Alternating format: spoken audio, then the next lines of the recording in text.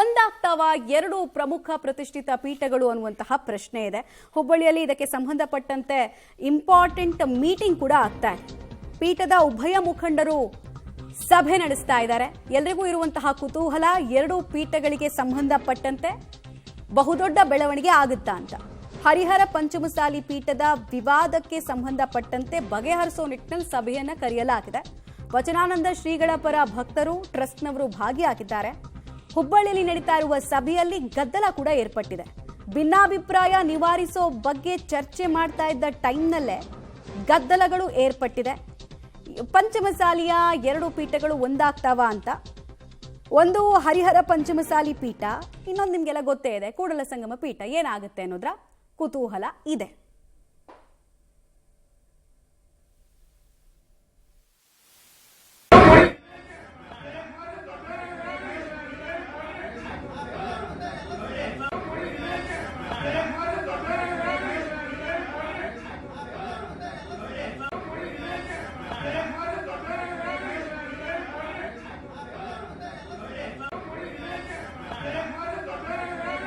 ರಾಜ್ಯದಲ್ಲಿ ಒಂದು ಭಾಳ ದೊಡ್ಡ ಸಮಾಜ ಇತ್ತೀಚೆಗೆ ಹಲವಾರು ವಿಷಯಗಳನ್ನು ಬೀದಿಗೆ ಬಂದು ಮಾತಾಡುವಂಥದ್ದಿತ್ತು. ಅದನ್ನು ಬಂದ್ ಮಾಡಿ ನಾಲ್ಕು ಗೋಡೆ ಮಧ್ಯೆ ಕುಳಿತು ಸರಿ ಮಾಡಿಸ್ಬೇಕನ್ನುವಂಥ ಹಿನ್ನೆಲೆಯಲ್ಲಿ ನಮ್ಮ ಹಿರಿಯರೆಲ್ಲ ಸೇರಿದ್ದಾರೆ.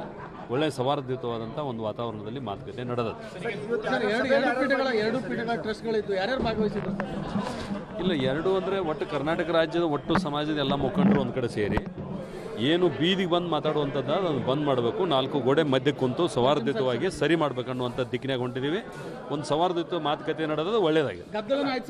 ಏನಿಲ್ಲ ಅಲ್ಲ, ಸಮಾಜದ ಮುಖಂಡರು ಸೇರಿದ್ದಾರೆ. ಸ್ವಾಮೀಜಿ ಅವ್ರನ್ನ ಕರೆದಿಲ್ಲ. ಎರಡನೇ ಹಂತದಾಗ ಅವ್ರನ್ನೂ ಕರೀತಾರೆ. ನಮ್ಮ ಸಮಾಜದ ಸಮಸ್ಯೆಗಳನ್ನು ನಾವು ಪ್ರಾರಂಭಿಕವಾಗಿ ಚರ್ಚೆ ಪ್ರಾರಂಭ ಮಾಡಿದ್ದೀವಿ.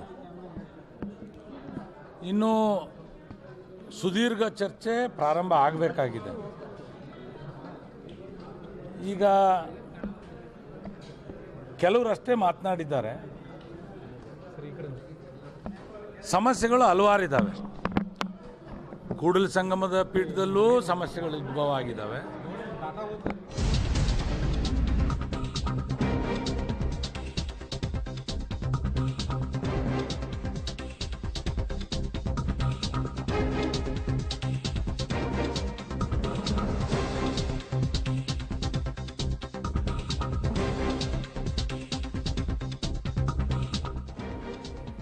ಐತಿಹಾಸಿಕ ಹೆಜ್ಜೆಯನ್ನು ಕೂಡ ಇಡಲಾಗ್ತಾ ಇದೆ ಅನ್ನೋ ಪ್ರಶ್ನೆ. ಹುಬ್ಬಳ್ಳಿಯಲ್ಲಿ ನಡೀತಾ ಇರುವ ಪಂಚಮಸಾಲಿ ಮುಖಂಡರ ಸಭೆಯಲ್ಲಿ ಮಹತ್ವದ ತೀರ್ಮಾನವನ್ನ ತೆಗೆದುಕೊಳ್ಳುವಂತಹ ಸಾಧ್ಯತೆ ಬಗ್ಗೆ ಡೀಟೇಲ್ಸ್ ಸಿಗ್ತಾ ಇದೆ. ಎರಡೂ ಪೀಠವನ್ನ ಒಗ್ಗೂಡಿಸೋಕೆ ಸಭೆಯಲ್ಲಿ ಸಹಮತ ವ್ಯಕ್ತ ಆಗ್ತಾ ಇದೆ. ಕೂಡಲ ಸಂಗಮ ಪೀಠ ಒಂದು, ಇನ್ನೊಂದು ಹರಿಹರ ಪೀಠ. ಹರಿಹರ ಪೀಠದಲ್ಲಿ ಸಮಸ್ಯೆ ಆಯಿತು ಅನ್ನೋ ಕಾರಣಕ್ಕೆ ಕೂಡಲ ಸಂಗಮ ಪೀಠದ ಉದಯ ಆಯಿತು. ಈಗ ಎರಡೂ ಕಡೆಗಳಲ್ಲಿ ಭಿನ್ನಾಭಿಪ್ರಾಯ ಮರೆತು ಒಂದಾಗ್ತಾರ ಅನ್ನೋ ಪ್ರಶ್ನೆ. ಸಭೆಯಲ್ಲಿ ಭಾಗಿಯಾಗಿದ್ದಂತಹ ಮುಖಂಡರುಗಳು ಇದೇ ಪಾಸಿಟಿವ್ ರೆಸ್ಪಾನ್ಸ್ ಬಗ್ಗೆ ಆಶಾವಾದವನ್ನು ವ್ಯಕ್ತಪಡಿಸ್ತಾ ಇದ್ದಾರೆ. ಬಟ್ ಅದು ಅಧಿಕೃತ ಘೋಷಣೆ ಆಗಬೇಕು. ಯಾವಾಗ ಆಗುತ್ತೆ? ಪೀಠಾಧಿಪತಿಗಳ ನೇಮಕದ ವಿಚಾರದಲ್ಲಿ ಇರುವಂತಹ ಭಿನ್ನಾಭಿಪ್ರಾಯಗಳು ಬಗೆಹರಿಯುತ್ತಾ? ಇದೆಲ್ಲವೂ ಕೂಡ ಕುತೂಹಲದ ಕೇಂದ್ರ ಬಿಂದುವಾಗ್ತಾ ಇದೆ. ಮತ್ತು ಈಗಷ್ಟೇ ರಾಜ್ಯಸಭಾ ಸದಸ್ಯ ಈರಣ್ಣ ಕಡಾಡಿ ಕೂಡ ಹೇಳ್ತಾ ಇದ್ರು, ಮೊದಲ ಹಂತದಲ್ಲಿ ನಾವೆಲ್ಲ ಮಾತಾಡ್ತಾ ಇದೀವಿ, ಎರಡನೇ ಹಂತದಲ್ಲಿ ಸ್ವಾಮೀಜಿಗಳನ್ನು ಕರೆಸ್ತೀವಿ ಅಂತ.